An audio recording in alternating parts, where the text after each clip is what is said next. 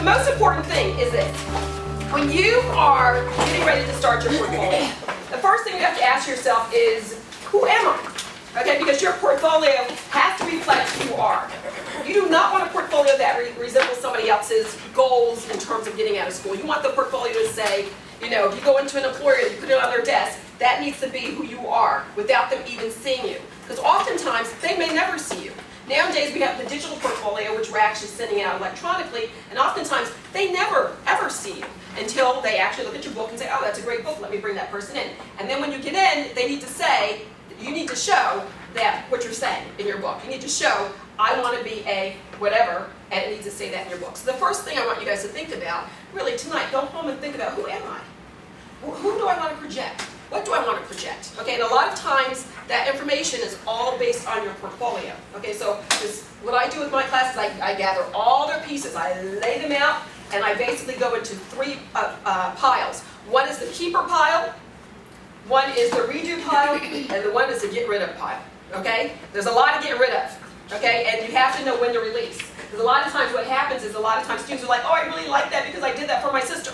Well, nobody cares in the real world. Okay, so it has to, again, you know, replicate what it is that you're doing, what it is that you want to do. And it has to be professional, right? So think about who you are in terms of your goals. And I always also say, it's your portfolio. So everybody, your portfolio may look very different than her portfolio. And that's okay, because it's a personal portfolio. And what I try to do is stay out of the way of the students in terms of the development of the portfolio, because sometimes they want to do a traditional, and sometimes they want to do a non-traditional portfolio.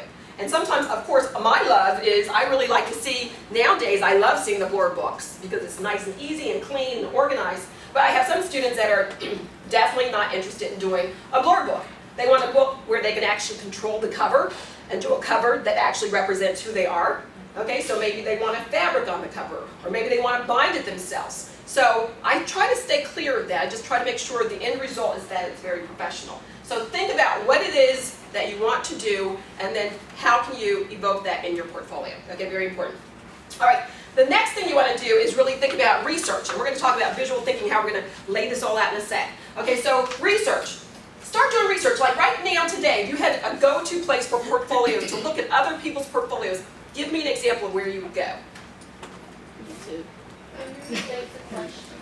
Yeah, if you had to go today, like right now, if you had to go online and look at examples of portfolios, who would you look at? What would you look at?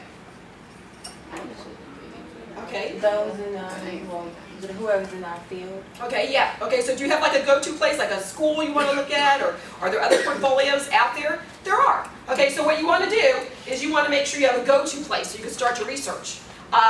And for us in advertising, I can tell you what I do is try to have the students go and look. You could probably do the same. Do a search for portfolios, fashion-related portfolios, or fashion portfolios. You'll get a lot of things from fashion design to fashion marketing and so on and so on, but that's a good place to start because that's where you start borrowing ideas from. Okay, that's your inspiration base. And if you see a page that works, save the page. You guys all know how to save pages. Do a screenshot, save it, put it in a folder. You see another one, put it in a folder. Before you guys know, you're going to get to your final week where you're going to actually have to show your book at some point, and you want to make sure that you're not rushing around trying to figure out, what am I going to do? How am I going to lay it out? What's my ideation process?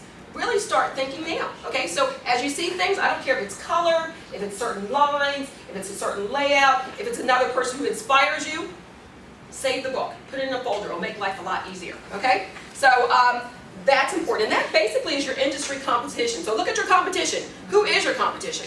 Okay? How does it look? How do they look? Because they're all getting out at the same time as you guys, right? And you're all trying to get the same job. So you want to make sure that you are in line with what your competition is doing. Very important. Okay, layout, design, and type. Layout, design, and type is really like the big hiccup for most people.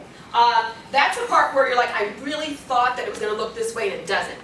I would say don't do anything more than what you think you can't handle. And keep in mind, keep it simple. Okay, because a lot of times what I think happens is people get so complicated, and before you know it, it's like, you know, nice and smooth, then it's a bump, nice and smooth, then it's a bump, and what I call those are hiccups. You know, it's kind of like your book is not as smooth as it could read, and as a result, you lose the viewer. And what happens, studies already show that, you know, if you don't have this flow in your portfolios, you'll lose the viewer, and once you lose the viewer, you've lost them. They may never get to page 10. and that's unfortunate. Studies already show that in most cases, when students go in and show their books anyway, they never get to the end of the book. Did you know that? That's kind of unfortunate. But there is one thing you probably want to do when it comes to your book is think about the book starting with a bang, start with a bang, and end with a bang. In most cases. Some people actually float through the book. They look at the front, they look at the back, and then they just close it. Sometimes they'll look at the front, start talking to you as if they're in the middle, and then see the end. What we do know fully is that the most important part of your book is the front part of your book. Start with a bang, you've got their interest, now they're talking to you, now they're interested. If you start with a weak campaign in the beginning, you may not be there very long for the interview, right? So start with a bang, end with a bang. The reason you end with a bang, even though sometimes they don't always make it to the back of the book, but sometimes they do, is studies show they do not remember what's in the middle. Isn't that interesting? So whoever you are needs to happen in the beginning. I always say the first 2 to 3 pieces should really be who you are, and the last 2 to 3 pieces should really be who you are. Let's assume the middle is not weak, but if it is, I always tell my students your weakest part will go in the center. Okay? All right, so keep that in mind as a kind of like a process.